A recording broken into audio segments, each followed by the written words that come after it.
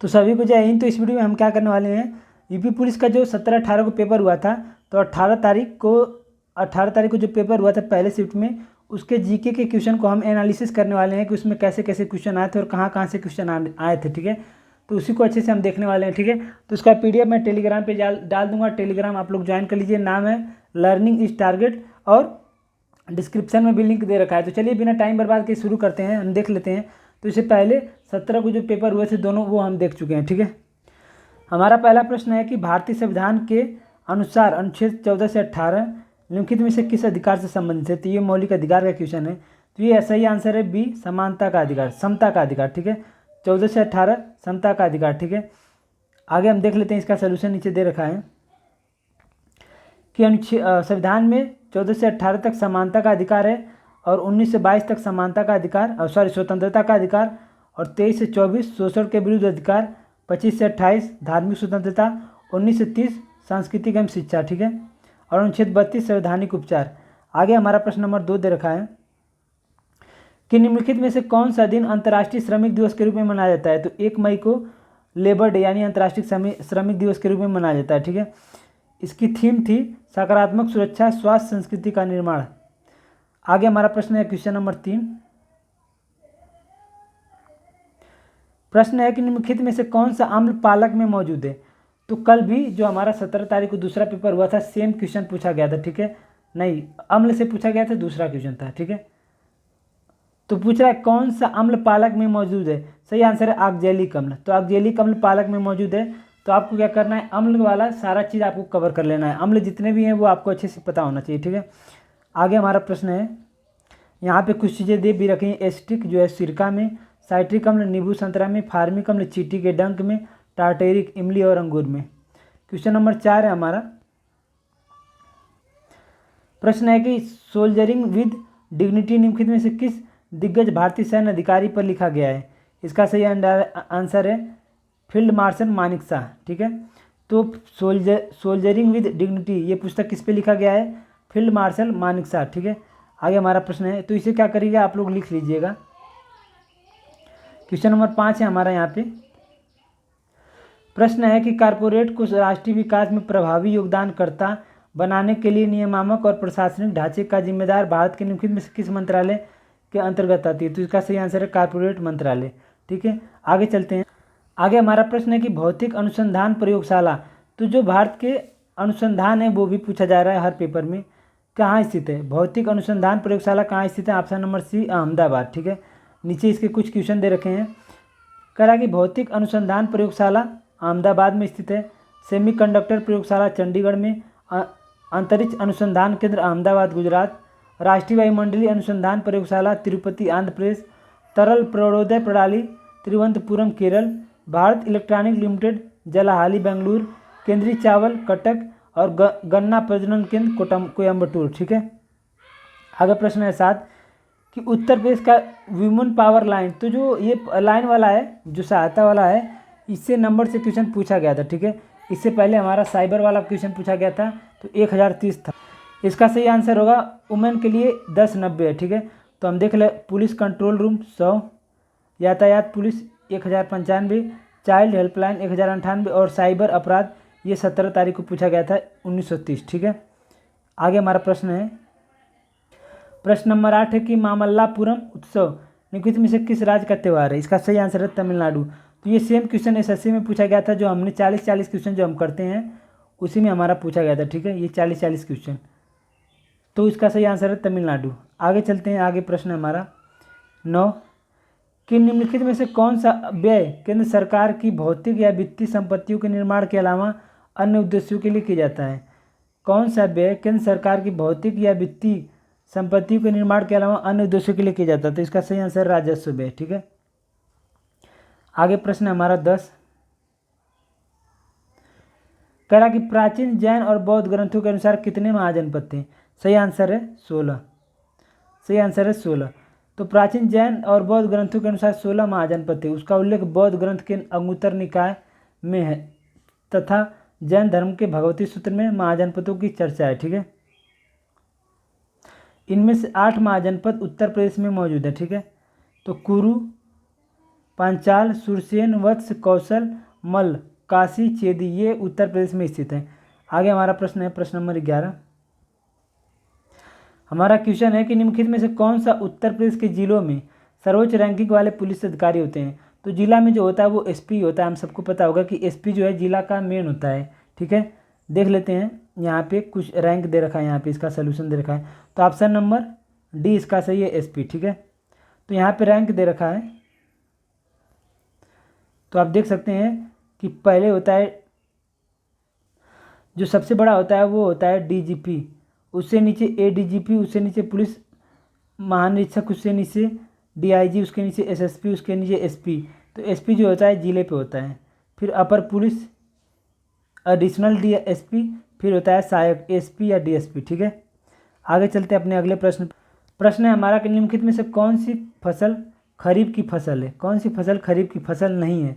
खरीफ की फसल नहीं है, तो इसका सही आंसर है गेहूँ। तो गेहूँ जो है रबी की फसल है। तो ये भी आप लोग थोड़ा सा देख लीजिएगा। ठीक है, तो गेहूँ जो है रबी की फसल है, बाकी सब खरीफ की फसल है। सोयाबीन, मूंगफली, मक्का, ये सब खरीफ की फसल है। खरीफ की फसल वही होती हैं जो कब बोई जाती हैं। तो यहाँ पे आप देख सकते हैं खरीफ की फसल में चावल, ज्वार, बाजरा, मक्का यानी जो बरसात के समय बोई जाती हैं उसे खरीफ की फसल कहते हैं, ये याद रखना।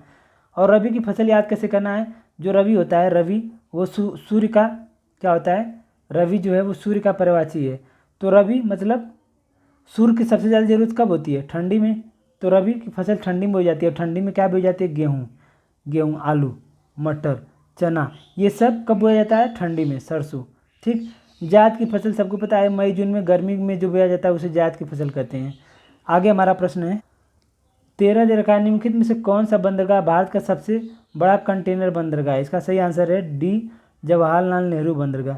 डी जवाहरलाल नेहरू बंदरगाह भारत का सबसे बड़ा कंटेनर बंदरगाह है। ठीक है, तो जवाहरलाल नेहरू बंदरगाह भारत का सबसे बड़ा कंटेनर बंदरगाह है। इस बंदरगाह को नहावा सेवा के नाम से भी जाना जाता है। यह महाराष्ट्र के नवी मुंबई के पूर्वी में अरब सागर में स्थित है। ठीक है, तो आपको क्या करना है, इस क्वेश्चन को अच्छे से लिख लेना है, ये इंपॉर्टेंट क्वेश्चन है। तो यहाँ पे कुछ बंदरगाह दे रखे हैं, देख लेते हैं। कोलकाता बंदरगाह जिसे श्यामा प्रसाद मुखर्जी बंदरगाह कहते हैं, पश्चिम बंगाल। पारादीप पत्तनम बंदरगाह उड़ीसा। कामराजा एन्नौर बंदरगाह तमिलनाडु। न्यू मंगलौर कर्नाटक। मार्मुगांव गोवा। कांडला गुजरात। ठीक है, कांडला को दीनदयाल उपाध्याय कहते हैं, दीनदयाल बंदरगाह कहते हैं। आगे हमारा प्रश्न है, तो हमारा प्रश्न है कि निम्नलिखित में से किस घटना के कारण मोहनदास करमचंद गांधी ने 1922 में असहयोग आंदोलन स्थगित कर दिया। इसका सही आंसर है चौरी चौरा कांड, जो कि गोरखपुर में हुआ था। तो इसी के वजह से, जिसमें 23 पुलिस वालों को जिंदा जला दिया गया थाने में, महात्मा जी ने असहयोग आंदोलन 1922 में वापस ले लिया। ठीक है, आगे हमारा प्रश्न है कि यूनेस्को प्रसिद्ध यूनेस्को स्थल बोर्दो पोर्ट ऑफ मून निम्नलिखित में से किस देश में स्थित है। बोर्दो पोर्ट ऑफ मून निम्नलिखित में से किस देश में स्थित है। सही आंसर है फ्रांस। तो बोर्दो पोर्ट ऑफ मून जो फ्रांस में स्थित है। ठीक है, आगे हमारा प्रश्न है कि उत्तर प्रदेश में राजकीय स्वतंत्रता संग्राम संग्रहालय निम्नलिखित में से किस स्थान पर स्थापित है। तो इसका सही आंसर है मेरठ। इसका सही आंसर है मेरठ।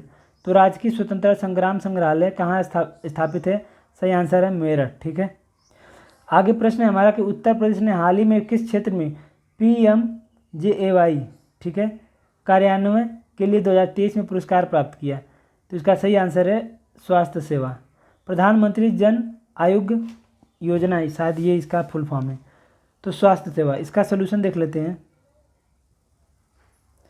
उत्तर प्रदेश ने हाल ही में स्वास्थ्य सेवा क्षेत्र में PMJAY के कार्यान्वयन के लिए 2023 में पुरस्कार प्राप्त किया। प्रधानमंत्री जन आरोग्य योजना, प्रधानमंत्री जन आरोग्य योजना को बेहतर तरीके से धरातल पर उतारने के लिए यूपी को 2 अवार्ड मिले हैं। पहला, आयुष्मान पूछताछ केंद्र की स्थापना और ग्रीन चैनल पेमेंट व्यवस्था शुरू करना। दूसरा, आभा स्कैन की सर्वाधिक संख्या व टोकन तैयार करना। आभा एप्लीकेशन के जरिए मरीज आसानी से QR कोड स्कैन करते हैं और उन्हें तत्काल टोकन नंबर मिल जाता है। ठीक है, अगला हमारा प्रश्न है, तो क्वेश्चन नंबर 18 है, जो कि जनगणना से है कि जनगणना 2011 के अनुसार उत्तर प्रदेश का समग्र लिंगानुपात क्या था। तो इसका सही आंसर है C 912। तो आपको उत्तर प्रदेश का भी जनगणना पता होना चाहिए और भारत का भी जनगणना आपको पता होना चाहिए था। तो जो लिंगानुपात था यूपी में वो 912 था। ठीक है,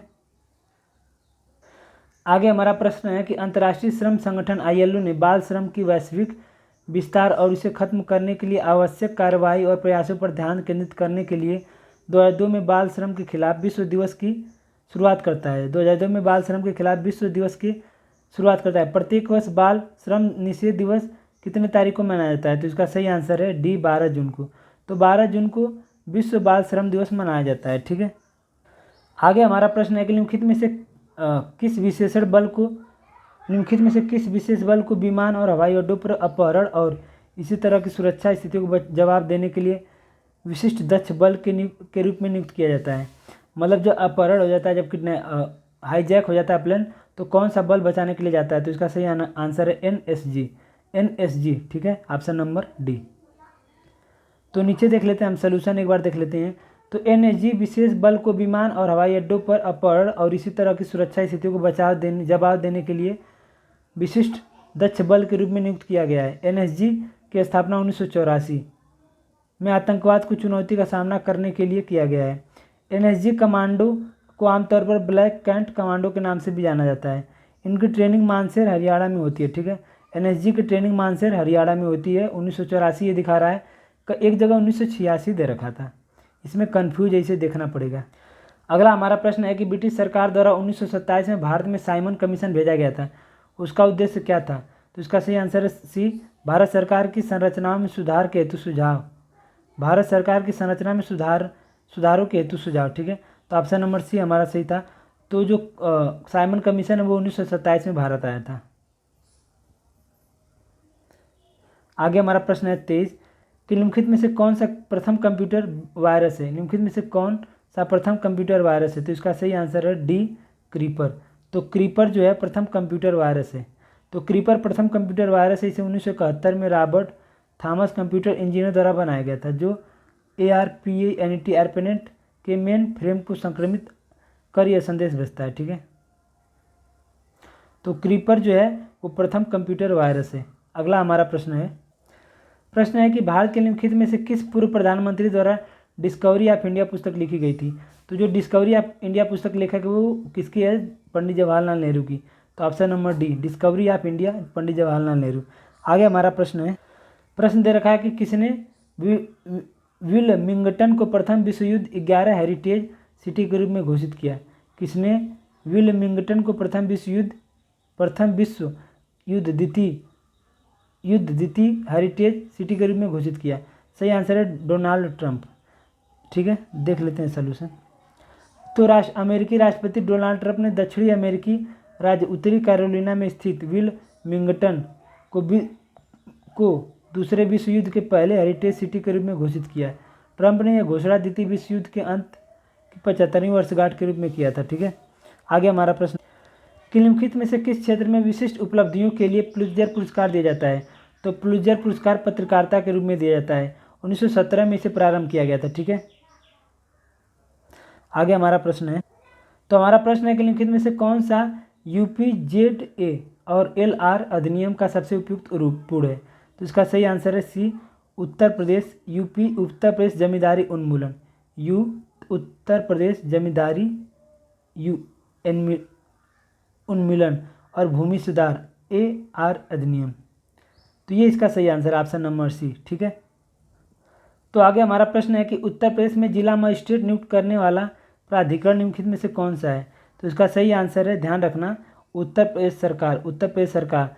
तो संघ लोग कभी मत मारना। जो क्या होता है, जो IS होते हैं, IAS, उनकी नियुक्ति केंद्र सरकार करती है, लेकिन जो जिला मजिस्ट्रेट होते हैं, यानी किसको कौन सा जिला मिलेगा, ये कौन तय करता है? उत्तर प्रदेश सरकार तय करता है। ठीक है, IS तो संघ सरकार करती है, यानी केंद्र सरकार, लेकिन जो मजिस्ट्रेट होते हैं कौन से जिला में किसको भेजना है, ये उत्तर प्रदेश सरकार तय करता है। ठीक है, अगला प्रश्न है कि आंतरिक सुरक्षा विभाग निम्नलिखित में से किस मंत्रालय के अंतर्गत काम करता है? आंतरिक सुरक्षा विभाग किस मंत्रालय के तहत काम करता है? सही आंसर है गृह मंत्रालय। ठीक है, तो ऑप्शन नंबर ए, गृह मंत्रालय।